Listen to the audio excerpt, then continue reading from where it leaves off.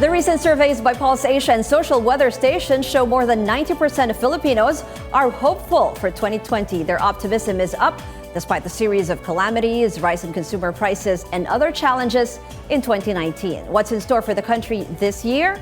We put newsmakers on the record. Good evening. I'm Ruth Cabal.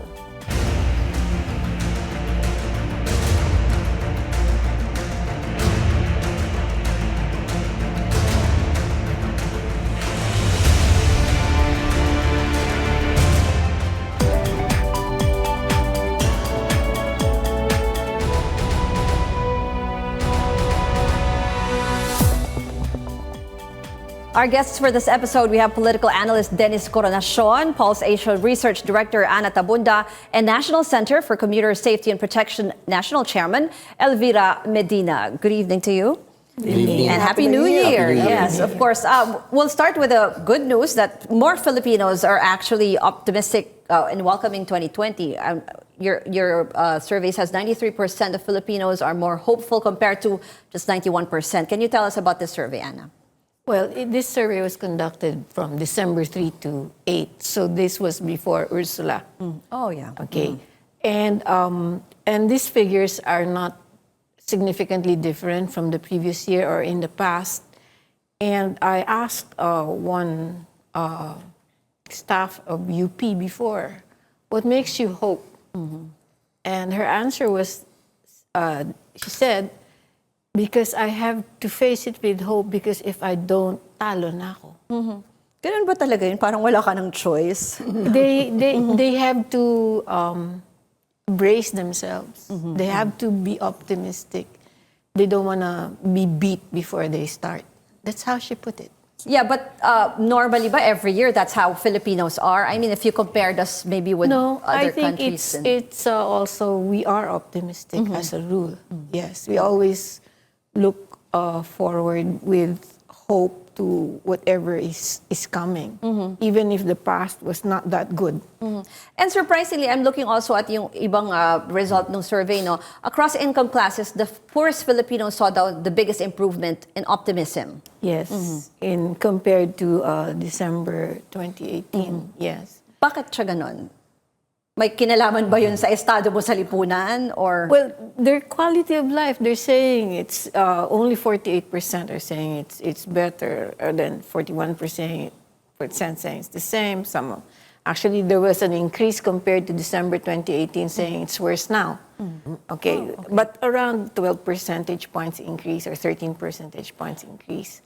So I think it's also, the optimism here is this survey was conducted during SEA Games. Okay. And I think that helped boost the ratings across the board of our officials. Okay, kasi nanalo pa tayo overall. A lot of gold, And they sort of forgot the difficulties at the start of the SEA Games. So, I'll ask our other guests, si Dennis and then si Elvira. So, are you optimistic about 2020 and why? Anong factors, Elvira? Well, 2020, if you remember, is indicative of clear vision. If you have 2020 vision, then that's perfect vision, right? So I think even people other than those in our circles realize that 2020 vision means clearing the visions not only of the government, but our own visions of the future. So I believe the 2020 could be a very good point wherein everybody could start off looking at a bright future using the 2020 vision. Kahit sa traffic. Kahit sa traffic, Yung mga concern ng inyong grupo. I understand that. Because, there are so many programs now that are really scheduled for 2020. And hopefully, even at the middle of the year, we can already see something better. We can experience better travel.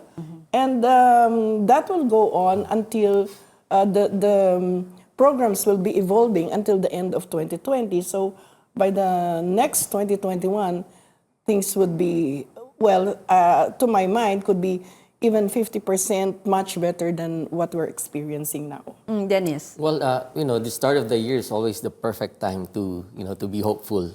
And there are so many things to be hopeful about. If we're going to, base it on what happened last year, despite all the negative things that took place, but there are things that we can hope for. Like, say, for example, the victory of the dynasty, the so-called dynasty busters. Oh, yeah. Yeah, that's During the elections, no? no, I mean, despite many Filipinos have already become desperate or have lost their hope on Philippine politics, but the victory of these local leaders, executives, have continued to feed us the kind of hope that the country needs. So that's just one of the things. And I'm also hoping for a more peaceful, at least politically speaking. I'm hoping for a more peaceful year, this 2020, since there's no election to Elections, speak yes. of. Yeah. And the administration has already consolidated its power. So I think it's smooth sailing, so to speak. But of course there will always be challenges and issues. Yeah, we'll talk about the challenges. Pero balikan natin yan. Pero Ana, yung sinasabi ni Dennis na medyo smooth sailing kasi we're like past the halfway mark of president. Usually ba pag ganitong time, the sitting president would, ano bang, mas magiging popular, mas magiging... Well, he's one of a kind in the sense that he's already into the middle. He's past the middle of his term and his ratings are still high. Before, the previous president was already a sort of one of a kind because he maintained his high ratings for quite a long time. I think Parang 2 years. kahit parang sumobra dun sa honeymoon period, 2 ano, years, mataas pa rin, 2 ano? years. But this guy, our current president, has done it for more than 3. So it's a question of whether how smooth will it be? Will they try to push charter change? So those are some of the questions. And right now, at the very start of the year, we have price increases. Unfortunately, the world price of oil also went up again. Okay, just like start of last year. Around January, the world price of oil was also going up. We have it again, and of course, the last Implementation of excise tax. excise tax, we're seeing it. The increase in the cost of LPG, that's pretty high for our people. That's 80 plus per 11 kilogram cylinder. Oo. Kumbaga So, parang parang anticlimactic naman na ang ganda sana tapos biglang pagpasok ng taon. Price increases kagad nakabate. And we were told late last year that we can anticipate, at least in Metro Manila, more problems with water. Yes, oo. So parang Distribution. parang problema agad yung sasalubong. But would it have made a difference or would you conduct another survey kung nangyari siya na after Ursula or No, we conduct surveys every quarter, yeah, so we will have another reading of. But of course, it's not about looking towards a new year. This is only at the end of each year where we ask, how optimistic are you about the coming year? And they're usually optimistic, but we have, in a way, an unusual start where you have one challenge after the other. Okay, greeting the consumer. Okay, mamaya in particular, tatanungin natin si Elvira tungkol dun sa epekto nitong excise taxes kasi may mga humihirit na ng fair hike na . So I will be talking more about that. We'll be back after a quick break. This is On the Record on CNN Philippines.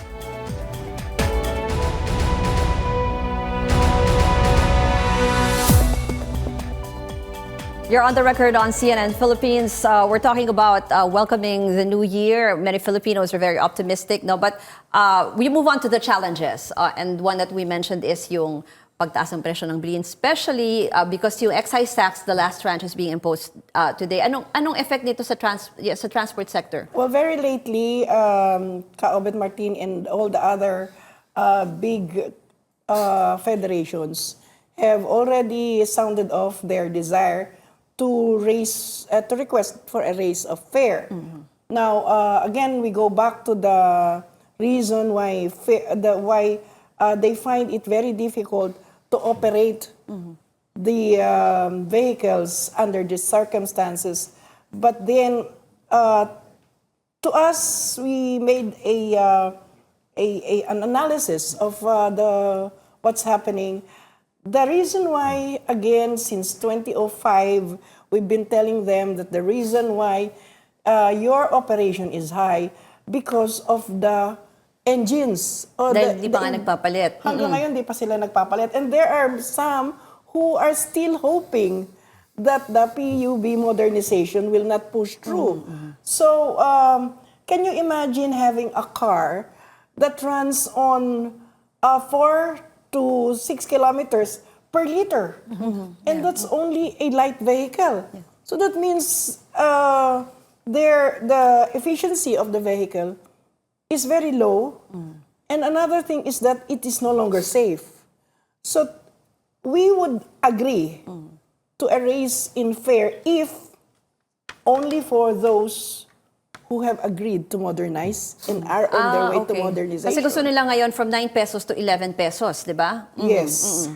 Perhaps a 1 peso increase to 10 pesos would be just fine. And for those air-conditioned ones, 12 pesos would be just fine. However, for those who are, who would not want to budge, well, I'm sorry to say they cannot be included in the fare hike because it is no longer the fault of the commuters nor the oil companies that their operation is very low. Because luma nga yung gamit nila. Okay. Because luma na yung gamit nila. When we were meeting on this at one time, I asked this from one group from Piston.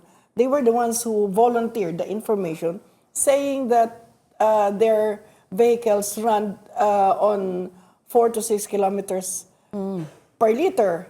So I said, if I had a car that is light and is running at 4 to 6 kilometers, I will put it on fire.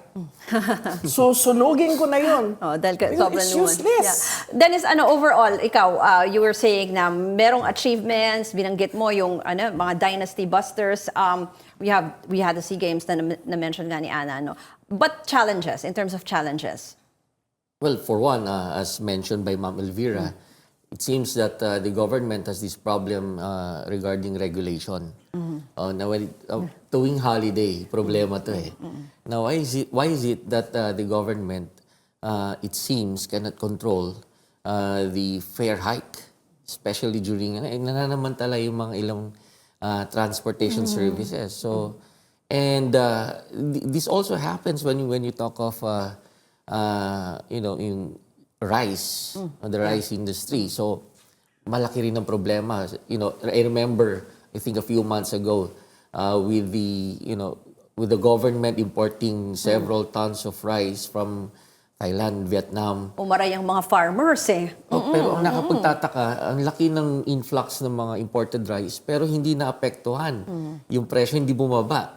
Supposedly, based on the law of supply and demand, dapat bababa yung presyo. That never happened. So, I think one of the challenges that the government confronts and will continue to confront is regulation. It seems to be weak on that part. In several policies, yung economics.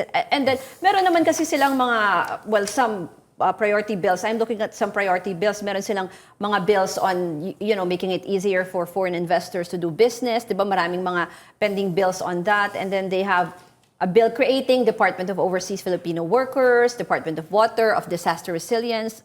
Kayo, anong dapat i-prioritize nyo? Well, in the present state of the car crashes, the road crash in the country has been terrible. Especially during this past 2 weeks.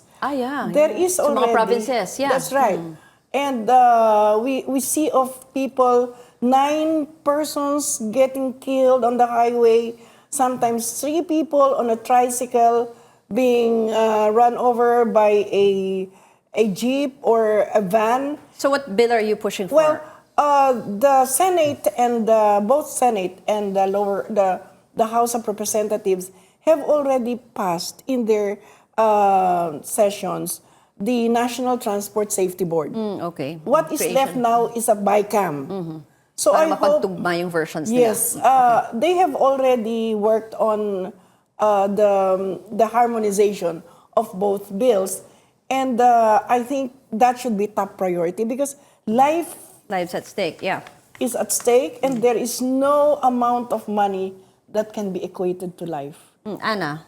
I think given climate change, they will have to go for the disaster resilience. Actually, I would prefer they go for all three because we do have problems in all three yung areas. Specific departments, yeah. Yes, but if you want a prioritization, because we're seeing right now what's happening to other countries, what's happening to Australia, flooding, Yeah. and this past 2019, I think we were kind of fortunate that many of the typhoons that entered our area of responsibility actually did not make landfall, except, of course, Ursula was the worst. Yeah. When it happened, it was the last. But we've had earthquakes in Mindanao. Okay. So I would think they should try to prioritize disaster resilience of the three departments that you mentioned.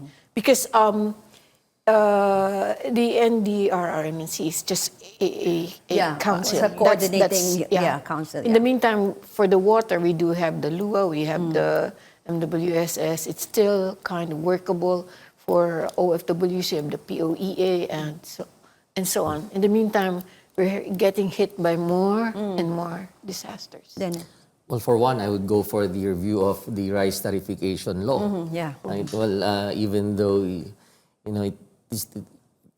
was just enacted, it seems that it has been ineffective in terms of solving our food problem. So I think, even though at this early, I think it's about time for the government to review and go for bills that would push for self-sustenance. And another thing is that I also think that the government, since it seems that Chacha or charter change as well as federalism is a hard sell, I would go for reforms that would ease up foreign investments in the country. For one, we have to dismantle oligopoly in the country. Most of the major industries are dominated by big Few families. families, yeah. Few families, that's right. And I think in the age of globalization, and to sustain the economic growth that we have accomplished for the past years, I think it's about time for us to push for such economic reforms. Pero like naisip ko lang, no, kasi you're talking about economic reforms and you mentioned water. How do you view yung statements ni President Duterte against water officials threatening to jail, to imprison them, and then also for the network for ABS-CBN, yung franchise, yung mga statements ni Presidente against these corporations and I think it has a chilling effect on would-be investors and current investors. We saw how much the stock market lost in a day, how the one distributor had problems getting in loans. Loans, and yeah. These are long-term commitments, investments they have to recover. True, there's an onerous provision there, but they should have just addressed that particular onerous provision about the regulatory body not having a say regarding pricing. But to have tried to stop the extension of the contract, the contract, that has a chilling effect on the whole on the market, on the would-be investors. I think this is so important that the president be surrounded by people who can tell him the implications of some of these statements that he is making. He may have valid reasons for some of the things he wants done, but it's just that he's not able to take into account all the other factors. There's a chilling effect too on media. If you, as has been pointed out in the newspapers, if you have a beef against ABS-CBN, why not file in court? Why withhold the franchise? Why say sell it? Okay? That has implications for our press freedom, our media coverage. That has a chilling effect. We already have we are already seeing Rappler being made an example of this kind of pressure on Okay. media. Okay, so we'll have a listen to what Dennis and Elvira have to say later on. We'll be back after a quick break. You're watching On the Record.